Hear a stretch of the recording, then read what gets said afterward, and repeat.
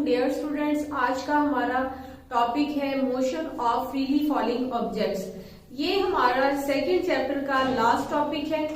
Freely falling objects, आजादाना गिरते हुए इंसान, किसी भी ऊंचाई से, किसी भी हाइट से ऑब्जेक्ट्स का गिरना। गैलीलियो जो था वो एक पहला साइंटिस्ट था जिसने ये नोटिस किया कि फ्रीली फॉलिंग ऑब्जेक्ट्स जो होते हैं उनका एक्सेलरेशन सेम होता है, चाहे उनके मासेस डिफरेंट हो। जो एक्सेलरेशन है वो उनके मासेस पे डिपेंड नहीं करता। अगर डिफरेंट मासेस के दो ऑब्जेक्ट्स या तीन ऑब्जेक्ट्स गिराए जाएं कहीं से हाइट से, तो वो सेम टाइम पे ही जमीन पर पहुंच जाएंगे। ये उसने नोटिस किया था साइंटिस्ट गैलीलियो ने।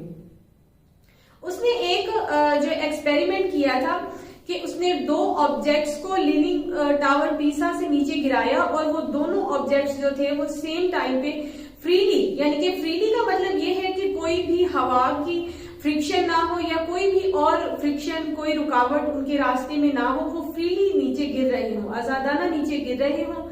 तो वो एक ही टाइम में, सेम टाइम में, वो डिफरेंट मासेस की बॉडीज जो थी वो सेम टाइम में जमीन पे पहुंच गए। इसको हम जरा रीड आउट कर लेते हैं। Galileo was the first scientist to notice that all the freely falling objects have the same acceleration independent of their masses. Means के फ्रीली फॉलिंग ऑब्जेक्ट्स का एक्सेलरेशन सेम है जो कि उनके मासेस पे डिपेंड नहीं करता। ग्रेविटेशनल एक्सेलरेशन क्या होता है? फ्रीली फॉलिंग ऑब्जेक्ट्स का जो एक्सेलरेशन होता है उसे हम ग्रेविटेशनल एक्सेलरेशन कहते हैं। The acceleration of freely falling bodies is called gravitational acceleration. It is denoted by g.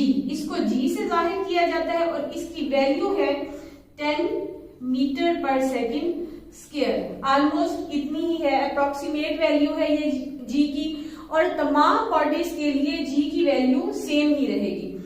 और दो पॉइंट्स हैं इसके बारे में कि g जो है वो पॉजिटिव होगा जब भी कोई ऑब्जेक्ट हम ऊपर से नीचे की तरफ, जमीन की तरफ गिराएंगे तो g की वैल्यू पॉजिटिव आएगी। लेकिन g की वैल्यू नेगेटिव होगी जब हम किसी भी ऑब्जेक्ट को अपवर्ड फेंक रहे होंगे, यानी कि जमीन पे खड़े होके ऊपर की तरफ फेंक रहे होंगे, तो तब जो g की वैल्यू होगी वो नेगेटिव आएगी।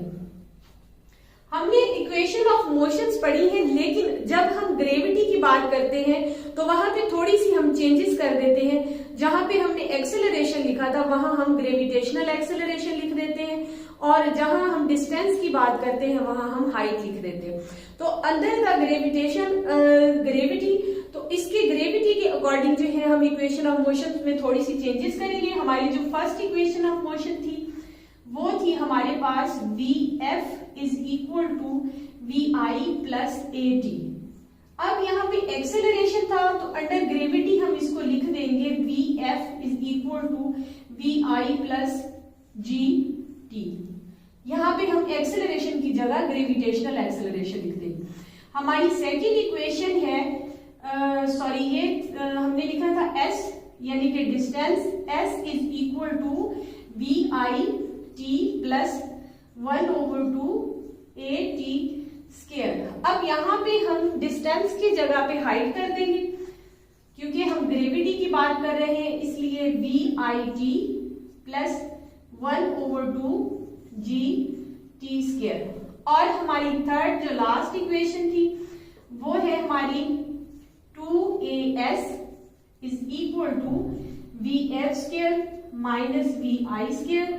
तो इसको हम ग्रेविटी में लिखेंगे तो एक्सेलरेशन की जगह पे हम g ग्रेविटेशनल एक्सेलरेशन लिख देंगे और s की जगह पे हम हाइट लिख देंगे, is equal to VF square minus VI square.